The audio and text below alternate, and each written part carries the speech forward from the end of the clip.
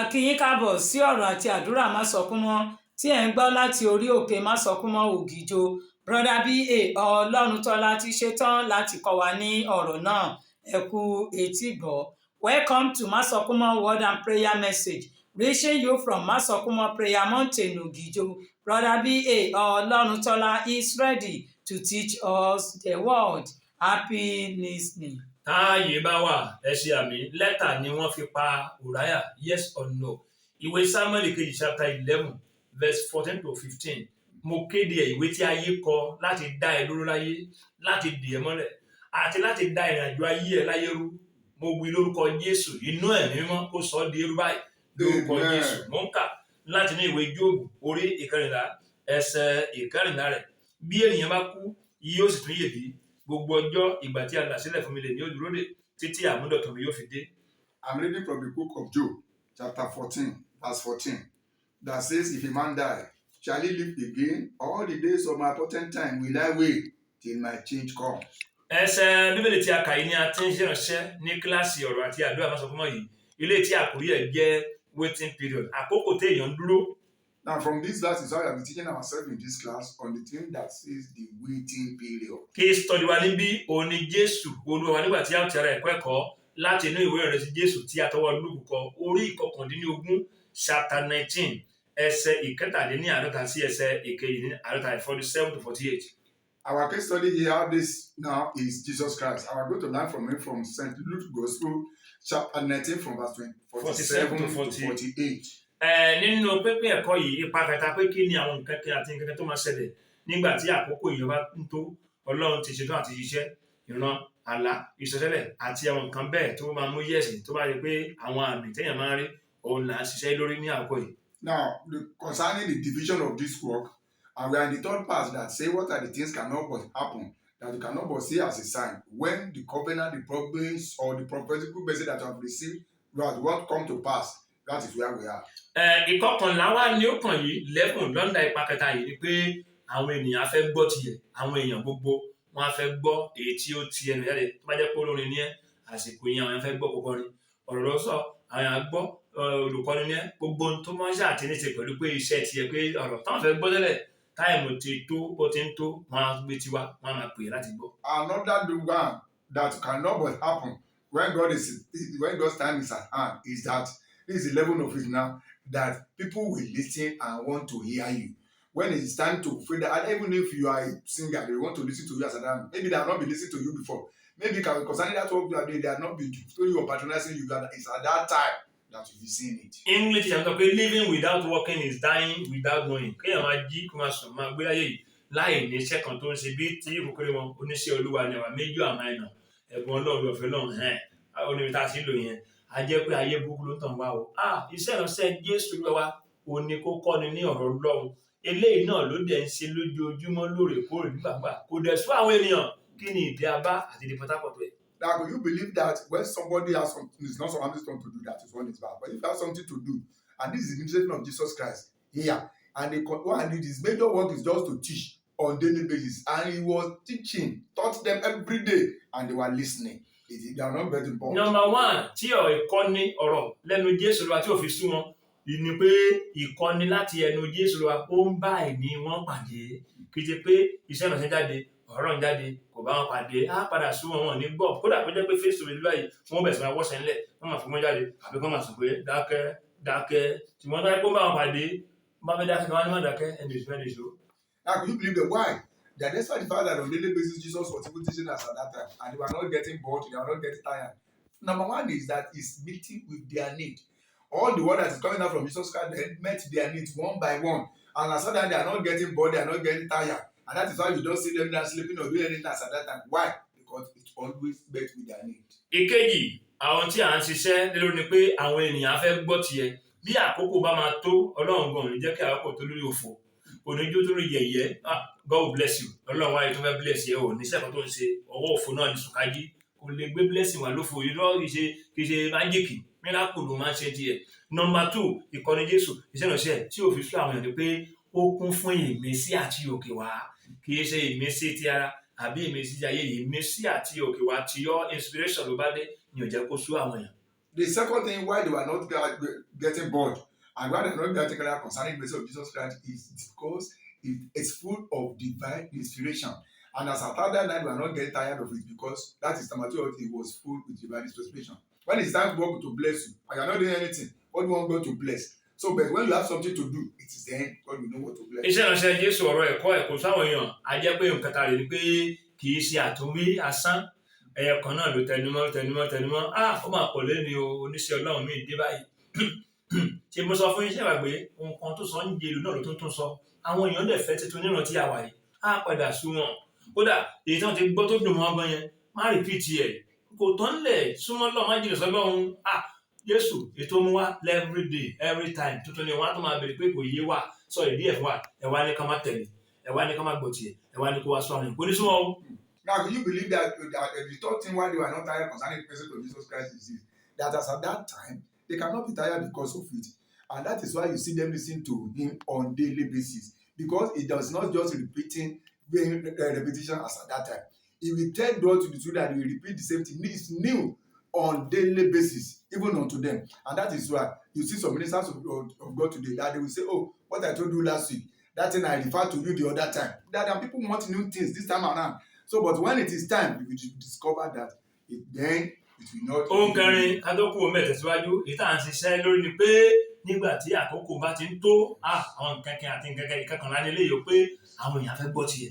Ohun kẹrin tí ò jẹ́ kí iṣẹ́ ìránṣẹ́ ìkọ́ni Jésù ọ̀rọ̀ Jésù fẹ́ pé ó ń ti ẹnu ẹ̀ tí ò fi sọ àwọn èèyàn òun ni pé ẹ̀yin homiletic students enemies of modern pulpit àwọn ọ̀tá àga ìwàásù kò ráàyè nínú iṣẹ́ ìránṣẹ́ ìkọ́ni Jésù àwọn kan ní èwo tó ní enemies of modern pulpit sí ní theology class nísìn ẹ bá mi ti mẹ́jẹ́ kí n lọ lórí ẹ̀fẹ́sìrè ABCH kò ráàyè láti dí iṣẹ́ ìránṣẹ́ Jésù lọ́wọ́ bí àwọn tí ń gbọ́ ó di dandan kí wọ́n tẹ́tí kán gbọ́ kán tún tẹ́tí láti gbọ́ kódà nígbà tí Jésù bá rẹ̀ kán gbà Olúwa arábì má dákẹ́ ẹ sọ sí ìdúró pé ó ń dùn wọn. Now, do you believe that number 4, before we leave that place, is that the enemies of the modern pulpit does not afraid or does not allow the effect of the administration of Jesus as at that time? You may be saying that we are not in the humanities class. Why are we getting this one? But that ABCH does not affect even the message of Jesus. And so, why would they not enjoy it? And that's why they will say, well, explain this one to us. Please let us know about this. Can you, how is this one? That is why you see it, they were enjoying it on daily basis. Jésù a lè jìyà kí èmi sì máa sá torí tí Jésù ń ṣe yìí tó mú yes tí àwọn èèyàn ń gbọ́ tiẹ̀ yìí àwọn categories àwọn mẹ́ta ìsí àwọn mẹ́ta wọ́n lè di ogun ti Jésù wọ́n fẹ́ pa Jésù ní àwọn wo ní English sọ pé the higher the level the higher the devil nígbà tí ìkìlọ̀ sọ pé success attract enemies tí ó bá ṣẹlẹ̀ sí Jésù bẹ́yẹn mélòó èmi tí kì í ṣe Jésù jẹ́ pé ọmọ Jésù ọmọ ẹ̀yìn Jésù jẹ́ pé ikọ̀ ẹ̀wọ̀n èrò ìjú ẹ̀ ni wọ́n wà ní ìdí ogun tì lápá níwájú àti ẹ̀yìn. Now, because of all things that Jesus Christ was doing as at that time, this set of people decided to kill him. They didn't want him to continue. So if that one can be done to that Jesus Christ, what of me? Is one of the disciples that I will not be expecting warfare here and there, persecution here and there, left and right, even at the center. I should be expecting it. Àwọn olórí àlùfáà wọ́n jẹ́ kan náà categories mẹ́ta tí wọ́n lè di ogun ti Jésù láti pa kò sí kan méjì o wọ́n fẹ́ stop ẹni o wọ́n fẹ́ dá lórí o tó ní oṣù yẹn o àwọn olè àwọn kejì òun náà ni àwọn akọ̀wé àti àwọn olórí àwọn bàbàbà ni wọ́n lè di ogun ti pé wọ́n pa àmọ́ ṣùgbọ́n ṣá kọ̀ bí díẹ̀ abẹ́rẹ́ fún òdòdó tí wọ́n rí ṣe o. Even the elders, even the chief priests, even the scribe, all of them gathered in order to kill Jesus Christ so that they not be able to continue all those things. But at the end of the day, they were unable to do it. Báìbù jẹ́ àmọ̀ pé wọ́n kò rí bí wọn ìbá ti ṣe Ọlọ́run ẹ̀yẹn kan Báìbù níbi tó yẹ kí sọ̀rọ̀ Luke chapter 19:47-48 wọ́n fẹ́ pa àmọ́ ṣùgbọ́n Báìbù sọ pé wọn kò sì rí bí wọn ìbá ti ṣe wọ́n rí ìfẹ́ sọ̀rọ̀ ẹ̀ kí ni ìdí ẹ̀ tán fẹ́rí kan sọ̀rọ̀ ẹ̀ number one àwọn ènìyàn fẹ́ gbọ́ tiẹ̀ ṣé ìtàwọn fẹ́ gbọ́ tiẹ̀ àwọn kan fẹ́ pa wọn àwọn tó fẹ́ gbọ́ tiẹ̀ àwọn ajá lábílẹ̀ pé kọ́ wọn kò ní tètè. That is why if you read that our case study there, Luke 19:47-48 there, that you see that they make all ways in order to kill him, but they were unable to do it. Why? Because there are some people that wanted to kill him. They were listening to him as at that time. So even if those people gathered that they want to kill him, those people that wanted to listen to Jesus Christ will not allow something to happen. And so there's something they can do that will withdraw themselves. Number 2 ni bí àwọn èèyàn ń tẹ́tí sí ọ̀rọ̀ ẹ̀ ó dẹ̀ mọ̀ dé pé wọ́n ń tẹ́tí sí ọ̀rọ̀ ẹ̀ àwọn kan wá dé o olórí àlùfáà o àwọn olórí àkọ̀wé o àtàwọn olórí àgbà o ọmọ ẹ̀pà Jésù sáwọn tó ń tẹ́tí yẹn àwọn máa wòrán fẹ́ pa ẹ̀ tó ń gbádùn.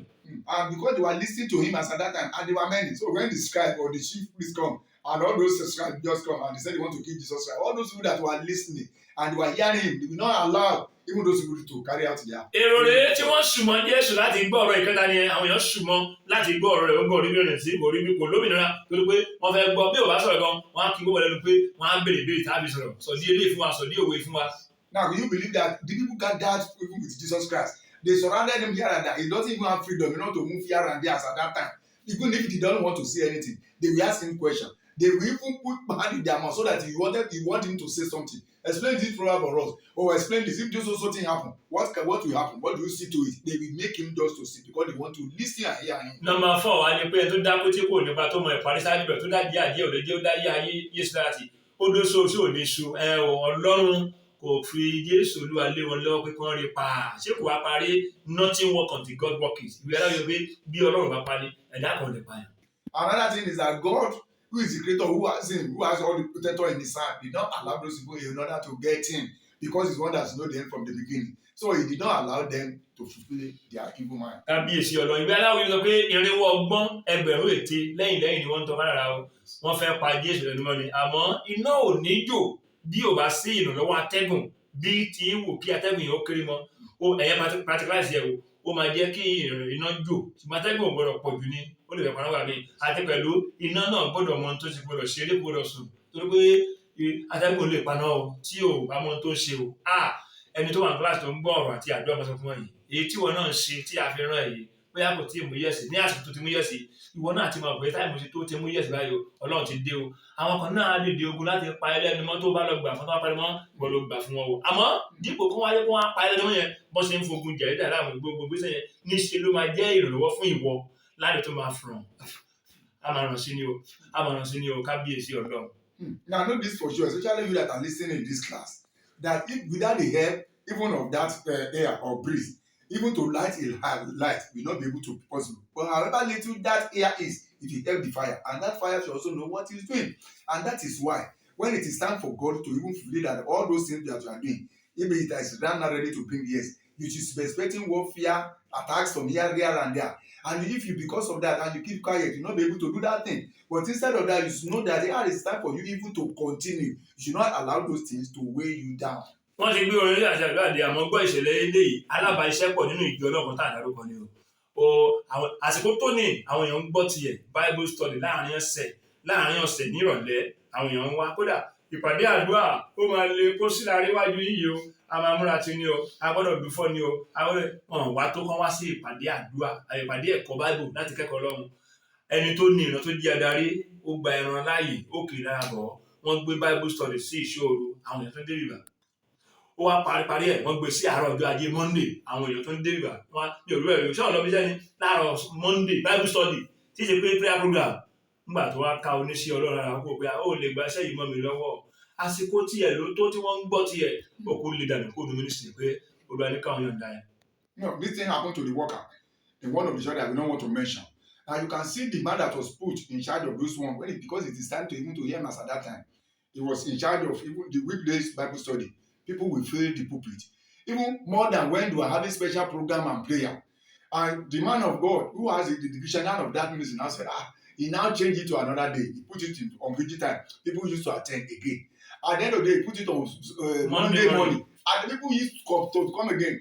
When the owner of that ministry allowed flesh in order to affect him to the extent I now know, okay, instead of this man to take over the ministry from him, he now send him away. Because it is time for that man, it is time for him to listen and hear him. Olùrè ò gbàgbára lọ́wọ́ ọ̀tá mi ò bàbá tí alẹ̀ mọ́ mi nígbà gbogbo láwọn níye Jésù olùgbàlà sọ̀rọ̀ mi dayọ̀ kémi lè yìn ọ́ lógo gbàgbára lọ́wọ́ ọ̀tá wa ò bàbá tí wọ́n alẹ̀ mọ́ wa nígbà gbogbo nígbà yẹn láwọn níye Jésù olùgbàlà sọ̀rọ̀ àwa dayọ̀ káwa lè yìn ọ́ káàyè bá máa pariwo orúkọ Jésù olúwa bí ara alátakò àti eléyìí lórí ayé mi lórí ìwé mi lórí ẹbí mi lórí òfò mi làwọn mi lórí àdúgbò olúwa pálẹ̀mọ́ alátakò àti eléyìí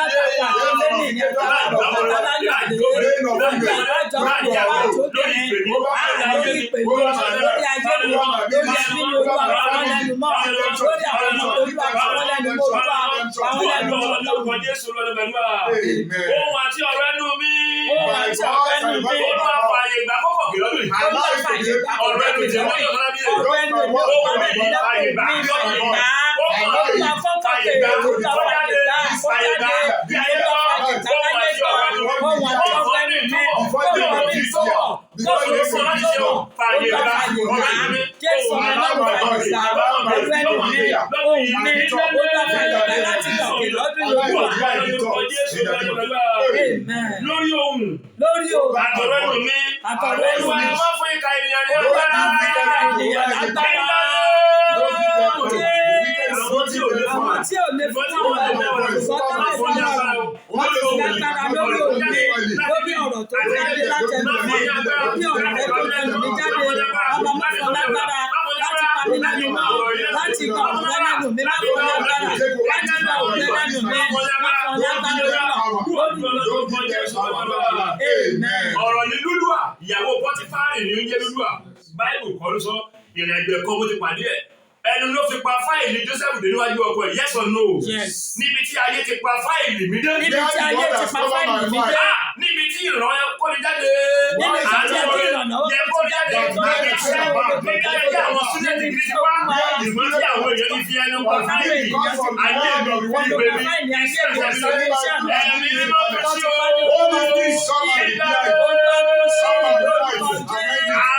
Fáìlì ayé mi sí sí o. Fáìlì ìgbé mi sí sí o.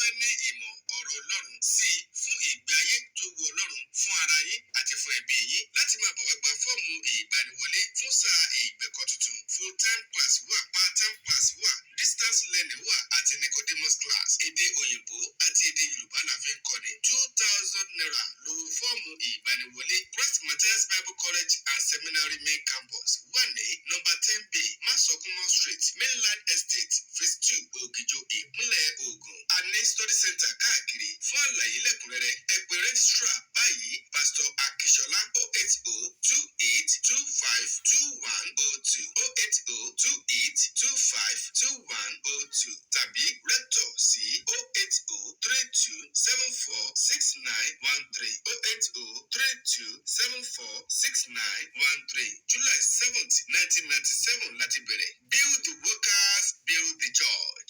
Ìwé Aláwìyé sọ pé ọ̀rọ̀ ní bá mo kó mọ̀rọ̀ wá o, spiritual control the physical. Kóhunkóhun tó ṣẹlẹ̀ ní rẹ́ẹ̀mù táwa yìí, á ti kọ́ ṣẹlẹ̀ nínú ẹ̀mí o, many years ago, àwọn mi nínú àmì lójú àlá. Pé wà níyẹn, ó máa di àwọn mi gbogbo effort mi, ìgbìyànjú mi, ìgbésẹ̀ mi láti sọ̀rọ̀ irọ́ tí máa jí sáyé Olúwa kí ló dé nínú ìtumọ̀ yìí, àdúrà, ó affect iṣẹ́ ìrìnsẹ́ mi fún àmì tó pọ̀. Mo ń wíjọ́, mo ń ṣiṣẹ́ ìránṣẹ́, field evangelism, hospital, prison, gbogbo ẹ̀ lọ́bẹ̀ ṣùgbọ́n kò mú yẹ̀sì nígbà yẹn di àsìkò tí a wà àti àsìkò díẹ̀ bá jẹ́ pé a sọ̀rọ̀ díẹ̀, wọ́n á bẹ̀ sọ di ńlá mọ́ mi lọ́wọ́ ní àkínná wá tí ì sọ. Now to God be the glory that we saw, and that is why the spiritual control the physical. There was a time by now when I saw in the dream, I will continue to see as at that time that lost my mouth. So the tongue will be hidden in order to come out, to say something. It will be very hard as at that time. And it affected the physical as at that time. That even all the things that I'm doing, even prison ministry, this one ministry, evangelism here and there, does not bring any yes at that time. Until recently, that I will just say a little, and people will just take it as very big. You can see the difference between now and then. To God be the glory. English is like when it is time, it will be your turn. Ẹ̀yin preachers tó wà ní kíláàsì, ẹ̀yin fathers and mothers ní ọ̀tá pé ènìyàn ọmọ yín tó tún á kéré jù láàrin là ń lò fún yìí. Arán mi sí yín o, ẹ̀yin singers, jẹ́ pé ẹ lè ṣe ohun tó ṣáà ní ṣe pẹ̀lú pé àwọn ẹ̀ máa tẹ́tí láti gbọ́ yín. Arán mi sí táìmù yín ti tó, ẹ jẹ́ fún yín ní àmì díẹ̀ ká tó kọrin ká tó gbàdúrà. Number one, tẹ́ ẹ máa mọ̀ pé táìmù yín tó rè. Now let me give you some signs so that you can know that your time is on. Maybe you are singers or you are preachers or this thing.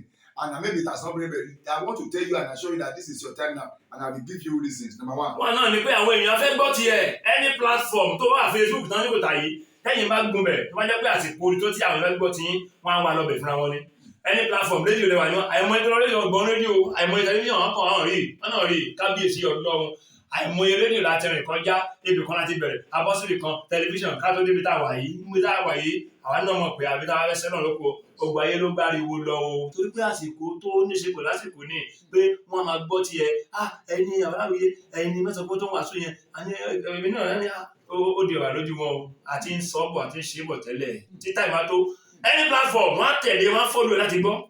Now when it's your time, any platform you enter, people want to even come and follow you even in that place. Even this Facebook that you are talking about, if people will not be there, that is not selling again. If you are there, if it is your time, people will follow you to there. If it's TikTok or anything, people will follow you that we want to hear you. We have gone to many radios, we have gone to many stations here and there, as if you are not talking. But nowadays, we have God has helped us now that where we are now. You might be just say, well, we've gone to some place and are you the same? Oh, this pastor, are you the same person? We have been doing it for long. But because God said this is your time. Number 2, whatever you say will be meaningful to them. Ohunkóhun tó bá sọ létí àwọn èèyàn tó pé táìmù yìí tó ní o kì í ṣe pé humanity o ó ní omi síbí ọmọdé síbí táwọn fi ń kọ́ mi sọmọ lẹ́nu yẹn ó ní omi síbí kan èlò fún mi mu mo ní ẹ̀sà Ọlọ́run ṣe gbé dúrọ́ọ̀mù fún mi kí n gbẹ́ ìgbẹ́ ló ṣe kí n mú torí fẹ́ mọ̀ ọ̀rọ̀ yìí ó ní kí n máa mójútó èyí tó ń fún mi kí n máa mójútó kábíyèsí Ọlọ́run èyíkéyìí tó bá ti bẹ̀ jáde báyìí á ní mínì á ní ìtumọ̀ gidi tí àwọn èèyàn kì í ṣàwá táìmù ló tó ní. Another thing is that even the little one that will come out from the world will have meaning in the ears of those people that are listening to it. Any boy that are eating and they hear it, they will so much it and then they will also appreciate it. And when God said he was giving me just a little bit too soon, and I thought, why can't you give me that draw? But God said the one I've given you, make sure just you take good care of it.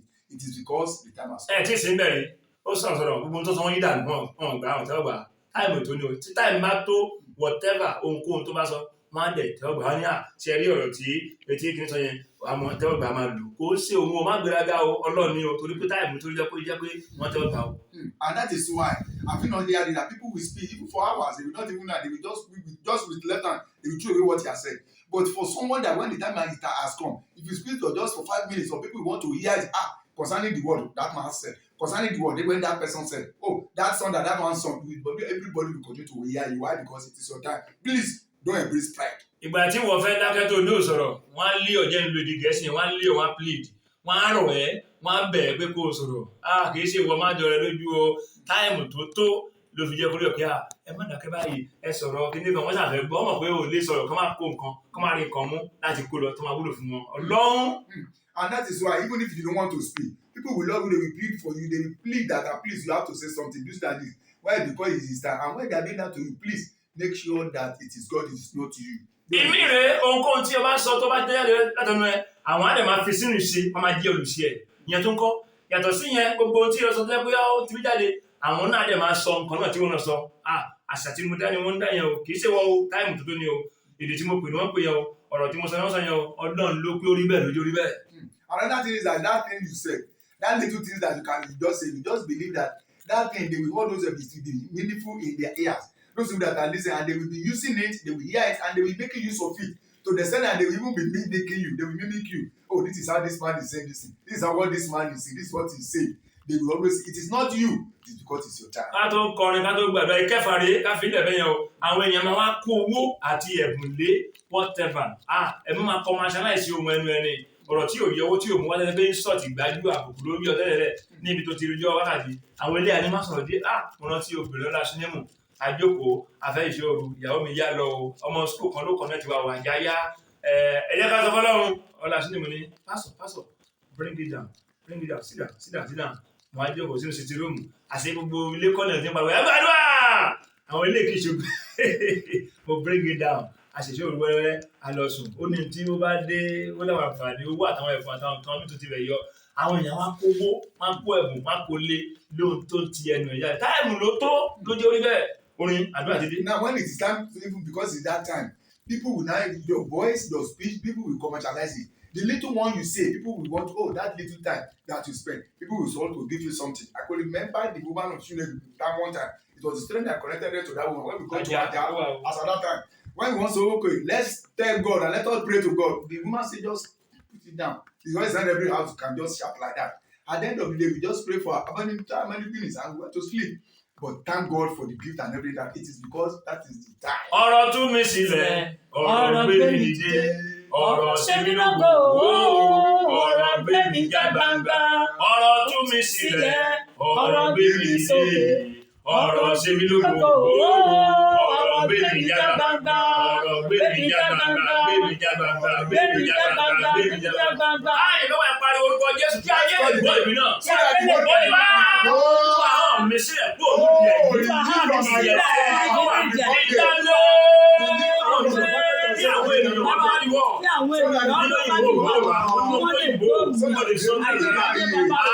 Tí àwọn èèyàn lè gbọ́ èmi náà gbọ́ lè gbọ́ èmi àwọn mi náà kán lè nínú gbọ́ ìjà ìfòníwà bẹ́ẹ̀ sílẹ̀ bẹ́ẹ̀ sílẹ̀ olúwa ọ̀rọ̀ ìwà náà rẹ̀ ó yá gba ìtúsílẹ̀ ọ̀rọ̀ ó yá wọ́n ti bọ̀ lọ́dún orúkọ Jésù olúwa ní gbàdúrà olúwa jẹ́ kí iṣẹ́ mi ó yọ ọ́ lórí iṣẹ́ mi ó yọ ọ́ lórí iṣẹ́ mi ó yọ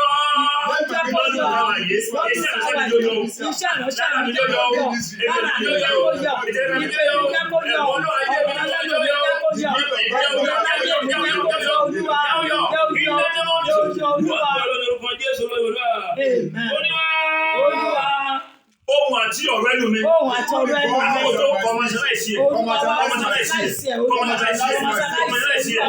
Láìpẹ́ láìlímì. Nílì ẹgbẹ́ yẹn mímọ́ sí. Ìwà sí kẹsì ìyẹ́gbẹ́lẹ́. Ẹ̀sìn ẹ̀lò ìyẹ́gbẹ́lẹ́.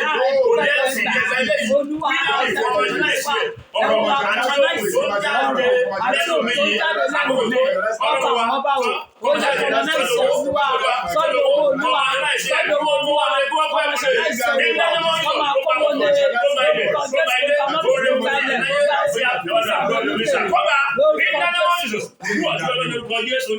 ohun àti ọ̀rọ̀ ẹnu mi sí iyọ̀ àti oyin sí ọ̀rọ̀ yìí sí iyọ̀ sí ohun ọ̀rọ̀ yìí sí iyọ̀ sí oyin sí iyọ̀ sí ọ̀rọ̀ sí lẹ́sìn àwọn ènìyàn tó bá wà lọ́wọ́ àti omi àṣẹ́ntì iyọ̀ sí ọ̀rọ̀ láti kó ìdánimọ̀ jùlọ sórí àwọn àti ọ̀rọ̀ ẹ̀kọ́ jẹ́ àwọn ẹgbẹ̀rún ẹ kú orí náà fún series 20 kámẹ́rà ìgbóró àti fẹ́ amen ọlọ́run tó dààmú mi mi ò ní wáyé tì pastor dr mrs margaret olúwarẹ̀mílẹ́kùn ọ̀la wáyé mi mi ò ní wáyé tẹ̀lé wáyé tì má jẹ́ kó lọ lára mi má jẹ́ kó lọ lára mi ohun tí mo ṣe tí mo fi wù ọ́ olúwa má jẹ́ kó lọ lára mi o ẹ̀bẹ̀ mo bẹ̀ ogun ẹ̀mí táyé fún bàràmù bàràmù gbé ta fẹ́ràn kó ogun ẹ̀mí táyé fún jùdásí o jùdásí lè yẹ kó kù so ogun ẹ̀mí táyé fún gẹ̀yàsí o gẹ̀yàsí lè fẹ̀ tẹ́kọ̀ọ́ ohun tí mo ṣe tí mo fi wù ọ́ olúwa má jẹ́ kó lọ lára mi o ẹ̀bẹ̀ mo bẹ̀. Ọlọ́run tọ́lá ní orúkọ tèmi tí ayé bọ̀ sí má sọ fún mọ́ Jésù Ọlọ́run má sọ fún mọ́ ààyè ló wà. My name is Agboola, God of Masokumo. You are alive forevermore.